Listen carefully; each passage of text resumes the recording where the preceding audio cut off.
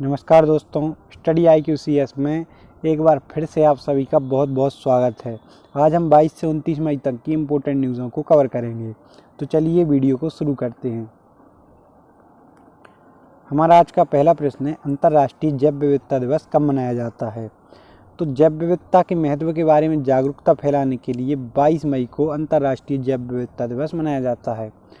तो बढ़ती हुई जनसंख्या और मानव की आकांक्षाओं के बढ़ते हुए दौर में जैव विविधता पर जो दुष्प्रभाव पड़ रहा है और जैव विविधता में जो कमी आ रही है, इससे बचने के लिए और जो जानवरों की लुप्त होने वाली प्रजाति हैं उन्हें बचाने के लिए 22 मई को अंतर्राष्ट्रीय जैव विविधता दिवस मनाया जाता है। तो यानी इस प्रश्न का सी ऑप्शन सही है। हमारा अगला प्रश्न है, 25 मई को कौन सा दिवस मनाया जाता है? तो थायराइड ग्रंथि के महत्व के बारे में जागरूकता फैलाने के लिए विश्व थायराइड दिवस 25 मई को मनाया जाता है। यानी इस प्रश्न का सी ऑप्शन सही है। थायराइड ग्रंथि हमारे गले में तितलीनुमा आकार में ग्रंथि होती है जिससे TSH हार्मोन निकलता है। ये इम्पोर्टेंट फैक्ट है, इससे भी एग्जाम में क्वेश्चन बनते रहते हैं कि TSH हार्मोन कहाँ से निकलता है? थायराइड ग्रंथि से। इनके पहले जो अक्षर हैं इनके T हैं, थायराइड में भी T है पहला अक्षर और हार्मोन TSH में भी पहला अक्षर T है। तो आप रिलेट करके याद रख सकते हैं, थायराइड ग्रंथि से TSH हार्मोन निकलता है। और थायराइड ग्रंथि में ही जो आयोडीन है उसकी आयोडीन वहीं बनता है थायराइड ग्रंथि में, और आयोडीन की मात्रा में ही गड़बड़ होने से घेंगा रोग होता है। तो आपको याद रखना है कि थायराइड ग्रंथि एक तितलीनुमा आकार की होती है गले में, और उसी के महत्व के बारे में जागरूकता फैलाने के लिए 25 मई को थायराइड दिवस मनाया जाता है। तो देखिए 22 मई को तो मनाया जाता है जैव विविधता दिवस, कछुआ दिवस मनाया जाता है 23 मई को, और थायराइड दिवस मनाया जाता है 25 मई को, और बचा मधुमक्खी दिवस तो वो मनाया जाता है 21 मई को। हमारा अगला प्रश्न है, राजीव गांधी किसान न्याय योजना किस राज्य ने शुरू की है? तो अभी छत्तीसगढ़ की गवर्नमेंट के द्वारा, भूपेश बघेल की गवर्नमेंट के द्वारा जो राजीव गांधी किसान न्याय योजना शुरू की गई है। यानी इस प्रश्न का डी ऑप्शन सही है।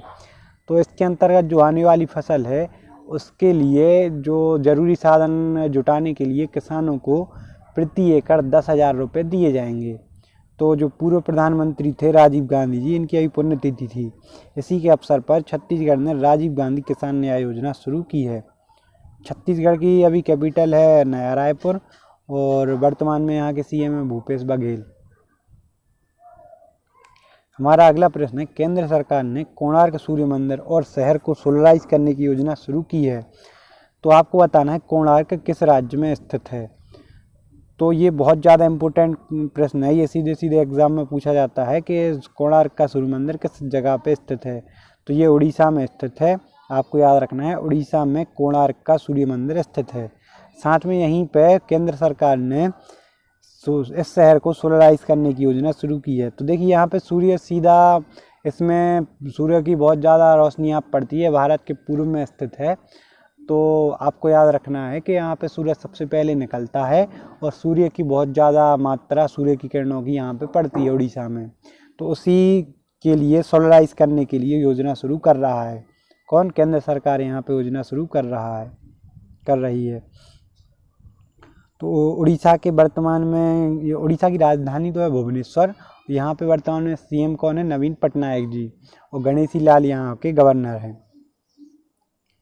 हमारा अगला प्रश्न है, PPE किट का सबसे बड़ा निर्माता देश कौन सा है? तो यहाँ पे PPE किट का सबसे बड़ा निर्माता देश तो है चीन। यानी इस प्रश्न का A ऑप्शन सही है। लेकिन आपको यहाँ पे भारत की पोजीशन याद रखनी है। अभी भारत कोरोना वायरस के कारण जो दिक्कतों का सामना करना पड़ रहा है, इसी के लिए PPE किट का बहुत ज़्यादा बड़े स्तर पर उत्पादन किया जा रहा है। और भारत इतना उत्पादन कर रहा है कि भारत एकदम से दूसरे नंबर पर आ गया है। तो पहले पर तो है चीन और दूसरे पर कौन आ गया है? भारत। और भारत लगभग 2 लाख PPE किट का रोजाना का उत्पादन कर रहा है। 2 लाख का ही उत्पादन कर रहा है भारत। तो औसतन 2 लाख का उत्पादन कौन कर रहा है? भारत। और इसी के साथ भारत दूसरे स्थान पर आ गया है। PPE का फुल फॉर्म भी आपको याद रखना है, पर्सनल प्रोटेक्शन इक्विपमेंट, पीपीई का फुल फॉर्म है। और इसके पूरे किट में क्या क्या आता है, तो एक तो आता है पूरा जो ड्रेस आती है एक, और इसके साथ में मास्क आता है, और जो आई प्रोटेक्शन है, आई प्रोटेक्टर वो भी आता है, और शूज़, जो शूज़ के कवर हैं तो वो भी आते हैं साथ में, और हाथ के ग्लव्स भी आते हैं। तो आपको याद रखना है कि ये पीपीई किट में 5-6 चीज़ें आती हैं, और पीपीई किट के उत्पादन में भारत दूसरे स्थान पर आ गया है। हमारा अगला प्रश्न है, खनिज कानून संशोधन विधेयक किसके द्वारा पारित किया गया है? तो अभी लोकसभा में खनिज कानून संशोधन विधेयक को पारित कर दिया गया है, यानी इस प्रश्न का ये ऑप्शन सही है। तो लॉकडाउन के बाद से फिर से खनिज विभाग की सेवाएं शुरू करने के लिए खनिज कानून संशोधन विधेयक लोकसभा में पारित किया गया है। तो आपको याद रखना है कि ये विधेयक लोकसभा में पारित किया गया है। हमारा अगला प्रश्न है, हाल ही में दिग्गज खिलाड़ी बलवीर सिंह दोसांझ का निधन हो गया है, वे किस खेल से संबंधित हैं? तो ये हॉकी के स्वर्णिम टीम के सदस्य थे और साथ में कुछ समय तक कप्तान भी रहे थे। तो ये किस खेल से संबंधित है? हॉकी से। आपको याद रखना है 1948 से 1956 तक भारत लगातार 3 बार ओलंपिक में हॉकी के खेल में विजेता रहा था, यानी स्वर्ण पदक जीता था 1948 से 1956 तक। तो जो 1956 वाली ओलंपिक हुआ था उसमें वे कप्तान भी थे, कौन? बलवीर सिंह दोसांझ। जो 1956 में ओलंपिक हुआ था उसमें जो हॉकी के कैप्टन कौन थे? बलवीर सिंह दोसांझ। और इन्होंने फाइनल जीता था पाकिस्तान को हरा के। तो आपको याद रखना है कि 3 बार स्वर्ण पदक विजेता हॉकी टीम के सदस्य थे बलवीर सिंह दोसांझ। और उनके नाम एक और रिकॉर्ड है कि एक मैच में सबसे ज़्यादा गोल करने का, फाइनल मैच में, इन्हीं के नाम है, बलवीर सिंह दोसांझ के नाम।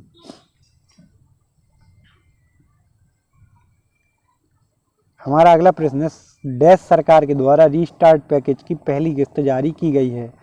तो आंध्र प्रदेश के जो सीएम हैं जगन मोहन रेड्डी, इनके द्वारा जो रीस्टार्ट पैकेज है इसकी पहली किस्त 500 करोड़ के लगभग है, वो अभी जारी की गई है, और दूसरी किस्त भी अभी जुलाई अगस्त तक जारी की जाएगी। तो आपको याद रखना है कि जो लॉकडाउन के बाद में सारी चीज़ें, उद्योग धंधे से लेकर प्रत्येक चीज़ फिर से शुरू करने के लिए रीस्टार्ट पैकेज की पहली किस्त आंध्र प्रदेश ने जारी की है। तो आपको याद रखना है आंध्र प्रदेश के वर्तमान में सीएम कौन है? तो जगन मोहन रेड्डी आंध्र प्रदेश के सीएम हैं। वो आंध्र प्रदेश की राजधानी क्या है? अमरावती। हमारा अगला प्रश्न है, विश्व बैंक का प्रैक्टिस मैनेजर किसे नियुक्त किया गया है? तो अभी जो दक्षिण एशिया के विश्व बैंक के प्रैक्टिस मैनेजर हैं, उन्हें आवास झा जी को विश्व बैंक के प्रैक्टिस मैनेजर के रूप में नियुक्त किए गए हैं। तो आपको नाम याद रखना है, आवास झा, इन्हें विश्व बैंक के प्रैक्टिस मैनेजर, और किस क्षेत्र के? दक्षिण एशिया के, इन्हें नियुक्त किया गया है। और अभी विश्व बैंक का वर्तमान में मुख्यालय कहाँ पे? तो वाशिंगटन डीसी में विश्व बैंक का मुख्यालय है, और विश्व बैंक के अध्यक्ष कौन है? डेविड मलपास जी। और जो एमडी और सीईओ कौन है विश्व बैंक की? तो जो भारतीय मूल की अंशुला कांत हैं, वो विश्व बैंक की एमडी और सीईओ हैं। हमारा अगला प्रश्न है, फिक्की लेडीज ऑर्गेनाइजेशन FLO, इसके नए अध्यक्ष के रूप में किसे नियुक्त किया गया है? तो आपको याद रखना है कि जो जानवी फूकन हैं, जानवी फूकन, इन्हें लेडीज़, जो फिक्की लेडीज़ ऑर्गेनाइजेशन है, इसके अध्यक्ष के रूप में नियुक्त किया गया है। और ये किसका स्थान लेंगी? तो जो हरजिंदर कौर तलवार थे, ये पहले विश्व जो फिक्की लेडीज़ ऑर्गेनाइजेशन है FLO, इसके अध्यक्ष थे हरजिंदर कौर तलवार, और ये अभी पद से हट गए हैं, और इनका स्थान कौन ले रही हैं? तो जानवी फूकन हैं, वो अभी FLO की अध्यक्ष का पद संभाल रही हैं।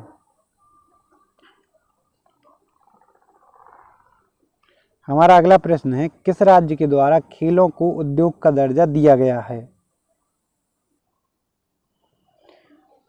तो अभी इसमें सही ऑप्शन नहीं डाल पाए हैं हम लोग, तो इसका सही आंसर है मिजोरम। मिजोरम की गवर्नमेंट के द्वारा जो खेल हैं उनको उद्योग का दर्जा दिया गया है, यानी इस प्रश्न का क्या उत्तर है सही? तो मिजोरम इसका सही उत्तर है। तो मिजोरम राज्य के द्वारा खेलों को उद्योग का दर्जा दिया गया है। मिजोरम की कैपिटल क्या है? तो मिजोरम की कैपिटल है आइजोल। और यहाँ पे सीएम कौन है मिजोरम के? तो जो जोरामथंगा जी हैं वो यहाँ पे सीएम हैं और पिल्लई जी यहाँ पे राज्यपाल हैं। तो जोरामथंगा यहाँ पे सीएम और पिल्लई जी राज्यपाल। और यहाँ पे मिजोरम की कैपिटल क्या है? आइजोल। मिजोरम के मंत्रिमंडल द्वारा खेलों को उद्योग का दर्जा दिया गया है, आपको यह याद रखना है। हमारा अगला प्रश्न है, भारत ने यूपीडीएफ को डैश नामक वॉर गेम सेंटर प्रदान किया है। तो अभी भारत के द्वारा इंडिया नामक वॉर गेम सेंटर प्रदान किया गया है, किसको? यूपीडीएफ को। और यूपीडीएफ का फुल फॉर्म क्या है? तो युगांडा पीपल डिफेंस फोर्स इसका फुल फॉर्म है। और इसीलिए इसके लिए भारत ने इंडिया नाम का वॉर गेम सेंटर प्रदान किया है। हमारा अगला प्रश्न है, केचअप एप्लीकेशन किसके द्वारा लॉन्च की गई है? तो अभी फेसबुक के द्वारा केचअप एप्लीकेशन लॉन्च की गई है, यानी इस प्रश्न का बी ऑप्शन सही है। अब ये केचअप एप्लीकेशन है क्या? ये एक मोबाइल एप्लीकेशन है जिसे गूगल के प्ले स्टोर से डाउनलोड किया जा सकता है। और ये एक ऐसी एप्लीकेशन है जिसमें एक समय में हम अपने परिवार और दोस्तों को एक साथ 8 लोगों को कॉल पर जोड़ सकते हैं और एक ही समय पर 8 लोगों से बात कर सकते हैं। इसमें अब जो केचअप एप्लीकेशन है, इसमें हम जो पुरानी कॉन्टैक्ट लिस्ट है उसी के साथ इसका उपयोग कर सकते हैं। और इसके लिए हम पुराने अकाउंट से, पुराना फेसबुक जो अकाउंट है उससे केचअप को जोड़ सकते हैं और पुराने फेसबुक अकाउंट और पुरानी जो कॉन्टैक्ट लिस्ट है हमारे फ़ोन में उसी के द्वारा हम इस एप्लीकेशन का उपयोग कर सकते हैं। तो फेसबुक के द्वारा इसे शुरू किया गया है। और जो कॉन्फ्रेंस टाइप का जो हम मोबाइल से पहले भी कर सकते थे वो उसमें अलग अलग जोड़ना पड़ता था, इसमें शुरू में ही एक साथ 8 लोगों को कॉल किया जा सकता है एक टाइम पर। तो फेसबुक के द्वारा इसे शुरू किया गया है। फेसबुक के वर्तमान में सीईओ कौन है? तो जुकरबर्ग जी वर्तमान में फेसबुक के सीईओ हैं और इसका मुख्यालय कहाँ पे? कैलिफोर्निया में फेसबुक का। हमारा अगला प्रश्न है, बंधन योजना कोविड-19 के बाद के सबक, इसका आयोजन किस मंत्रालय के द्वारा किया गया है? तो अभी राजस्थान की गवर्नमेंट के द्वारा जो विज्ञान एवं प्रौद्योगिकी मंत्रालय है, सॉरी इसमें विज्ञान एवं प्रौद्योगिकी मंत्रालय है नहीं ऑप्शन, लेकिन विज्ञान एवं प्रौद्योगिकी मंत्रालय ने जनजातीय मंत्रालय के साथ मिलकर, किसने? जनजातीय मंत्रालय और विज्ञान और प्रौद्योगिकी मंत्रालय, इन 2 मंत्रालय ने मिलकर राजस्थान में वन धन योजना कोविड-19 के बाद सबक इसका आयोजन किया है। तो राजस्थान में इसका आयोजन हुआ है, एक तो आपको ये याद रखना है। और जनजातीय मंत्रालय और विज्ञान एवं प्रौद्योगिकी मंत्रालय, इन 2 मंत्रालय के सहयोग से इसे शुरू किया गया है। तो जो हमारा अगला प्रश्न है, सुपर साइक्लोन अम्फन से मुख्यतः कौन से राज्य प्रभावित हुए हैं? तो मुख्यतः इसमें 2 राज्य प्रभावित हुए हैं, कौन कौन से? उड़ीसा और पश्चिम बंगाल। तो उड़ीसा और पश्चिम बंगाल में ये सुपर साइक्लोन अम्फन आया था, इसका नाम हमें बहुत ज़्यादा याद रखना है, ये आगे के एग्जामों में पूछा जाएगा। तो कौन सा आया था? Super cyclone Amphan. तो अभी इसका नाम, ये इनसे कौन कौन से राज्य प्रभावित हुए? उड़ीसा और पश्चिम बंगाल। और इसी साइक्लोन से उभरने के लिए केंद्र सरकार के द्वारा राहत पैकेज की घोषणा की गई है। किन किन के लिए? उड़ीसा और पश्चिम बंगाल के लिए। तो उड़ीसा और पश्चिम बंगाल में, उड़ीसा में तो दी गई है 500 करोड़ की राशि और पश्चिम बंगाल में दी गई है 1000 करोड़ की राशि घोषणा की गई है।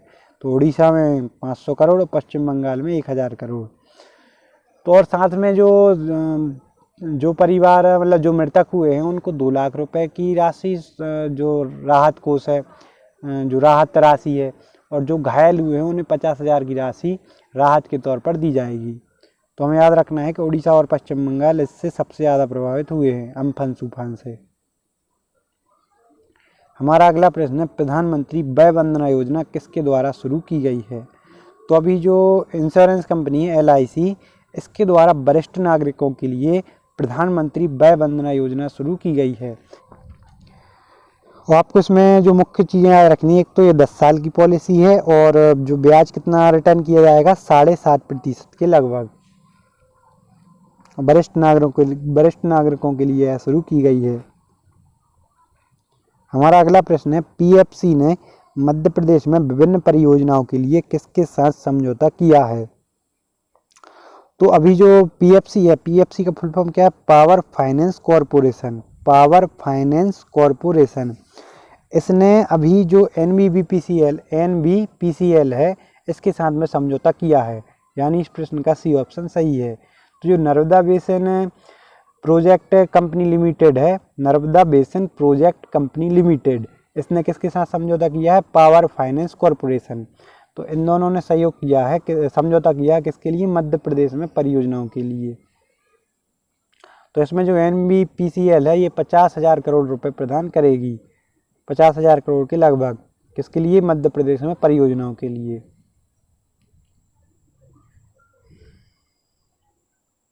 हमारा अगला प्रश्न है 2020 का जो inventor of the year award है ये किसने जीता है?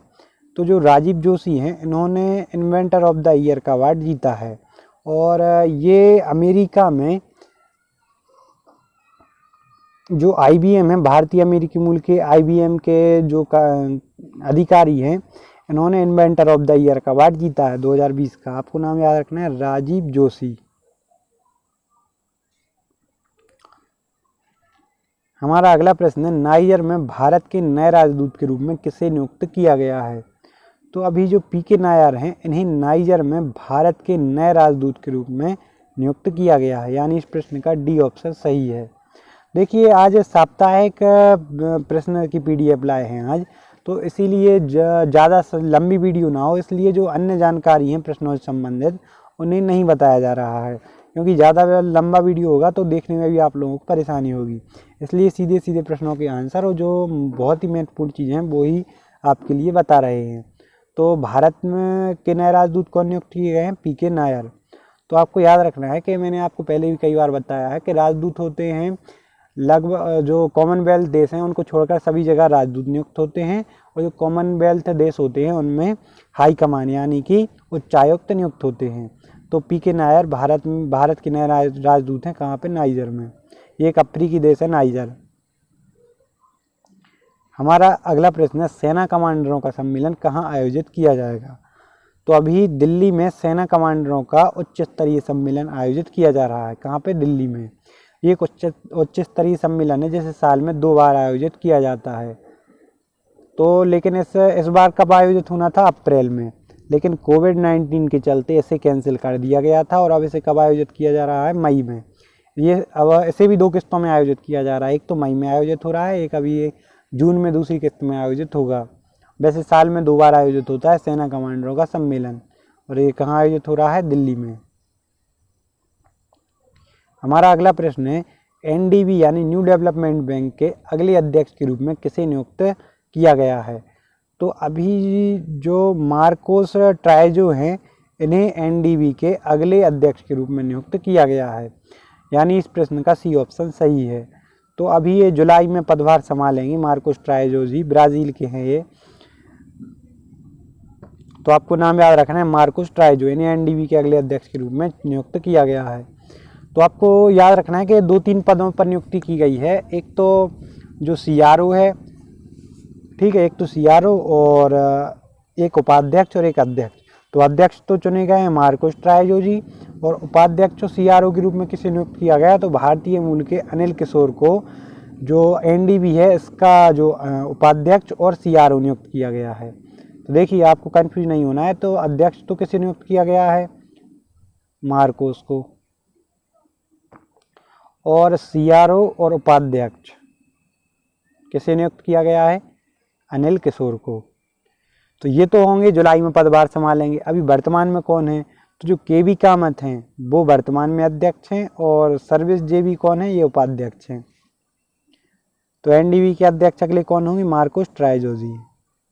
हमारा अगला प्रश्न है सेबी ने NHAI पर कितनी राशि का जुर्माना लगाया है? तो अभी जो सेबी है security exchange board of India, इसने national highway authority of India पर 7 लाख रुपए की राशि का जुर्माना लगाया है, क्योंकि इसके द्वारा जो अर्धवार्षिक जो धन की जानकारी है, जो एकत्रित धन की जानकारी है वो नहीं दी गई थी समय पर। इसी में देरी करने के लिए सेबी ने NHAI पर 7 लाख का प्रतिबंध लगाया है। तो आपको याद रखना है कि जो सेबी है इसका हेडक्वार्टर कहाँ पे? मुंबई में। इससे प्रश्न पूछे जाते हैं इसलिए मैं साथ में बता रहा हूँ। तो सेबी यानी security exchange board of India, इसका मुख्यालय तो है मुंबई में, और इसके वर्तमान में अध्यक्ष कौन है? अजय त्यागी जी। हमारा अगला प्रश्न है, वाहनों को हल्का करने के लिए आईआईटी मद्रास ने डैश की मिश्र धातु तैयार की है। तो अभी आईआईटी मद्रास ने मैग्नीशियम की मिश्र धातु तैयार की है, किसके लिए? वाहनों को हल्का करने के लिए। तो आपको पता होगा कि यदि वाहन हल्के होंगे तो कम उसमें ईंधन की खपत होगी, और कम ईंधन की खपत होगी तो प्रदूषण भी कम होगा। तो इसीलिए आईआईटी मद्रास ने वाहनों को हल्का बनाने के लिए मैग्नीशियम मिश्र धातु तैयार की है। इससे वाहनों को बहुत ज़्यादा हल्का किया जा सकता है। आपको पता होगा कि लगभग 30 से 35% जो ग्लोबल वार्मिंग है, CO2 जिससे निकलती है, CO2 से ग्लोबल वार्मिंग होती है। तो जो वैश्विक तापमान होता है उसमें किसका योगदान होता है? 30 से 33% योगदान होता है वाहनों से निकलने वाले धुएं का। तो जो वातावरण में जितनी भी CO2 है उसमें 30 से 33% CO2 का हाथ होता है, किस वाली? वाहनों से निकलने वाले धुएं का। तो इसीलिए जो वाहनों का धुआं कम करने के लिए उसमें ईंधन कम खर्च होगा तो धुआं कम निकलेगा। तो हल्के वाहनों का इसलिए प्रयोग किया जा रहा है जिससे कम ईंधन खर्च हो, उससे कम CO2 निकले। तो आपको याद रखना है, मैग्नीशियम की मिश्र धातु तैयार की है आईआईटी मद्रास ने। अभी पहले एल्यूमिनियम और स्टील की मिश्र धातु का उपयोग किया जाता था। हमारा अगला प्रश्न है कि जो अभी पुस्तक आई है द लेक बोग, इसके लेखक कौन हैं? तो अभी जो JK राउलिंग जी हैं, एक महिला हैं, महिला लेखक, इनके द्वारा ये पुस्तक लिखी गई है, यानी इस प्रश्न का ये ऑप्शन सही है।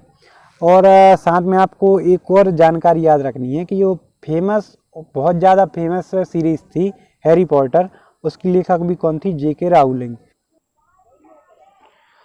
ये पुस्तक जो JK राउलिंग जी के द्वारा प्रकाशित की गई है, ये सत्य और सत्ता के दुरुपयोग पर आधारित है और लॉकडाउन में इसका प्रकाशन किया जा रहा है।